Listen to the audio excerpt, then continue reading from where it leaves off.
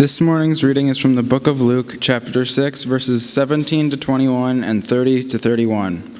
Luke writes, Jesus came down with them and stood on a level place, with a great crowd of his disciples and a great multitude of people from all Judea, Jerusalem and the coast of Tyre and Sidon. They had come to hear him and to be healed of their diseases. And those who were troubled with unclean spirits were cured. And all in the crowd were trying to touch him, for power came out from him and healed all of them. Then he looked up at his disciples and said, Blessed are you who are poor, for yours is the kingdom of God. Blessed are you who are hungry now, for you will be filled. Blessed are you who weep now, for you will laugh. Give to everyone who begs from you, and if anyone takes away your goods, do not ask for them again. Do to others as you would have them do to you. This ends this morning's reading from the book of Luke.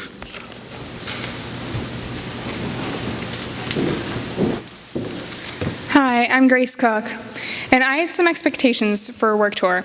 I expected to have fun and learn and make a lot of new friends. Something I did not expect was to be misgendered. I'm a girl, and people thought I was a guy. Some people called me sir or young man. Some people didn't know what gender I was. I had already been misgendered a couple times before, and when I was misgendered by a gate agent at an airport, I let it roll off my back and I didn't really correct him. I thought it was funny because I had actually finally gotten misgendered. I had a pixie cut at the beginning of sophomore year and dressed pretty feminine and wore makeup to compensate for having short hair. When I cut my hair short recently, I didn't really care as much about compensating and looking feminine. After the first meal we served at the mission, I realized that getting misgendered was probably going to happen a lot the rest of the trip. The only day that we were at the mission and I didn't get misgendered was when I was wearing a really bright pink dry fit shirt. Some of the times that I got misgendered was when I was standing behind the buffet in an apron serving. They could really only see the top of my shoulders and my face, although a lot of them heard my voice, so maybe they thought I was a 12-year-old boy. The first few times, it kind of threw me for a loop. I was also really unsure about how to correct people. It was especially hard if I was serving them and they were already down in the line. I was talking with a friend about it, and she kept reminding me to correct people. I am a lot more comfortable with correcting people now. One person who I corrected was the guy who mistook me and Gretchen for brother and sister. We thought that mix-up was really weird because me and Gretchen don't look alike at all, and because I'm a girl. All the people who misgendered me were older people. None of the younger people spoke to me in a way that assigned gender. When I think about this, it is very interesting. Older people are much more used to having gender be a very finite thing. They could easily look at a person and guess what gender that person was with a lot of certainty. In our society today, that isn't true. I wasn't even trying to look androgynous at all. I just happened to have short hair and not be wearing any makeup. Being misgendered so frequently in such a short amount of time has really made me think. It has made me think about the gender norms that are assigned to us by society. They're starting to be less and less true every passing day. Older people especially will still live by these gender norms, but I am happy to know that there are people who don't live by them and accept everyone. It has also made me take a look about how I lead my life and how I interact with people who live outside the norm. I am much more sensitive and perceptive about who I encounter and how they may identify. The experience overall has really opened my eyes and made me think.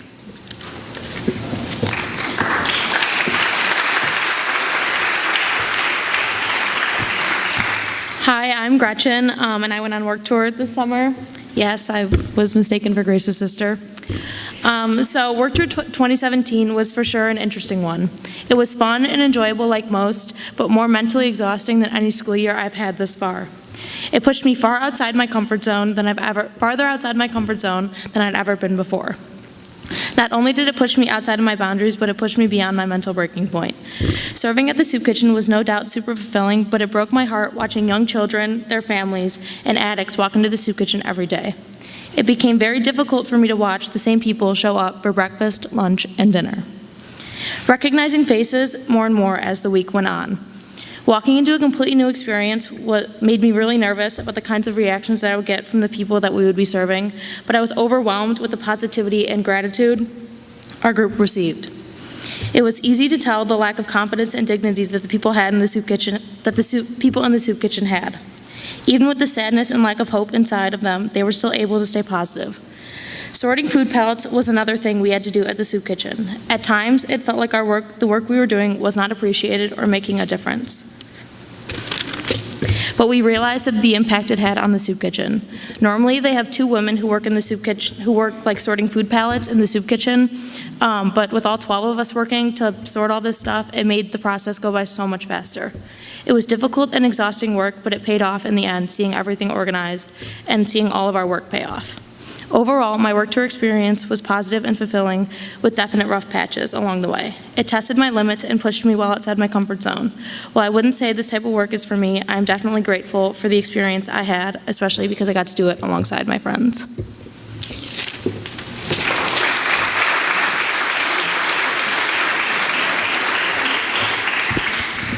Hi, I'm Henry Jonas, and I thoroughly enjoy observing people. That sounds creepy when I say it out loud, but it's totally not.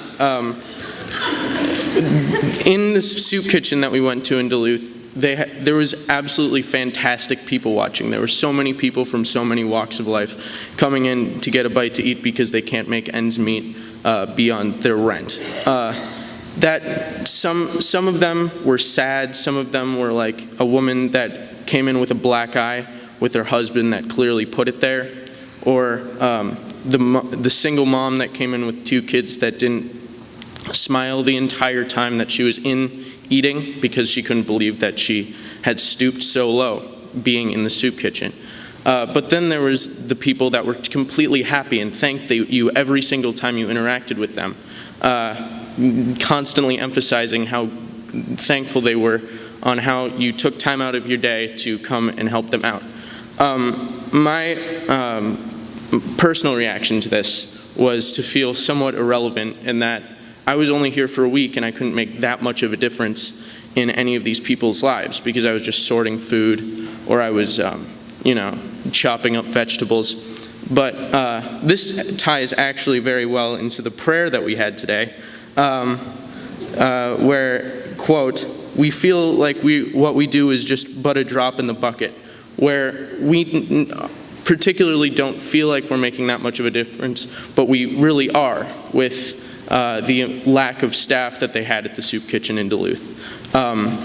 Even then, you can tie this even into the amount of homeless people in downtown Chicago, where you don't think of Duluth as particularly a place where they'd have a lot of homelessness. And if you think about Chicago, that is multiplied into an infinite degree of how much suffering is happening just 20 minutes down the road. That was my personal takeaway from it, where just me going and spending a week in Duluth, Minnesota made a difference. Maybe tiny into so many people's lives. I think we had 100 people come through one day. And how much more of a difference we can make if we all just take maybe even a day and go and help people in our own communities.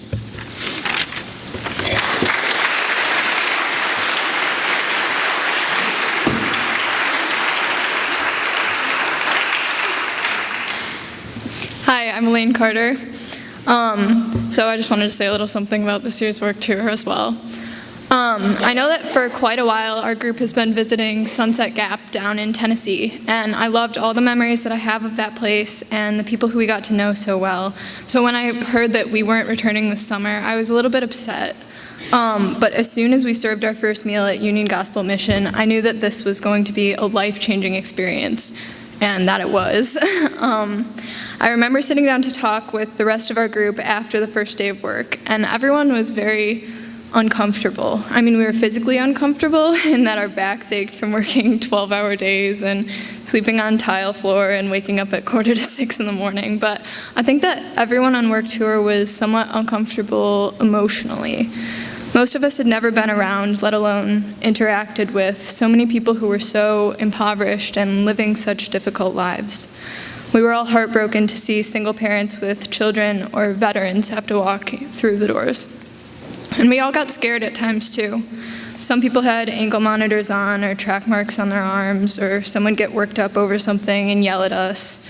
There was a fight between a few people at dinner one night when one person pulled a knife, and I know that moment freaked me out. But Times like those truly reminded me how much of the world I haven't been exposed to yet. But throughout the week, I learned a lot of valuable lessons. One thing that stuck with me was something simple that Grant said in response to someone asking why we had to work in Duluth in that soup kitchen where we didn't feel safe. And you never really know what the people who come in every day are going to say or how they're going to act. And Grant said, well, there's a reason that nobody goes to Winnetka to do community service. Like the places where the places where you're uncomfortable are usually the places that need the most help. Another lesson I learned was from the people we served meals to at Union Gospel Mission. I was taken aback by how many of them were so gracious and had smiles on their faces despite their incredibly stressful lives. It was a constant reminder not to take anything for granted and to be thankful for everything I've been given. But perhaps the most meaningful moment of the entire work tour, for me at least, was the conversation that we had with a homeless man on our last night in Duluth. He approached our group at night when we were standing outside, and his piercing blue eyes and intimidating stare and the mouthful of curse words that accompanied his somewhat blunt introduction caught our attention immediately. He was schizophrenic and depressed and had PTSD, and most of what he said took us off guard. I think all of us kids were wondering how long Grant was going to let this conversation go on, or whether or not we were in danger at all. It took me a little while to figure this out, but behind some of the remarks that he directed at us, this man was very intelligent. He talked about how in our world, money is very powerful, and when we grow up, we cannot forget about all the people who need help. I learned so much in that 30-minute conversation, and I doubt I'll ever forget that man. And I know I speak for all of us when I say that the uncomfortable situations were the ones we learned the most from, and we are very, very thankful that Grant took us on this new journey. I'd just like to close by saying a huge thank you to all of the work tour leaders as well as everyone who sponsored us. Thank you for making this trip happen.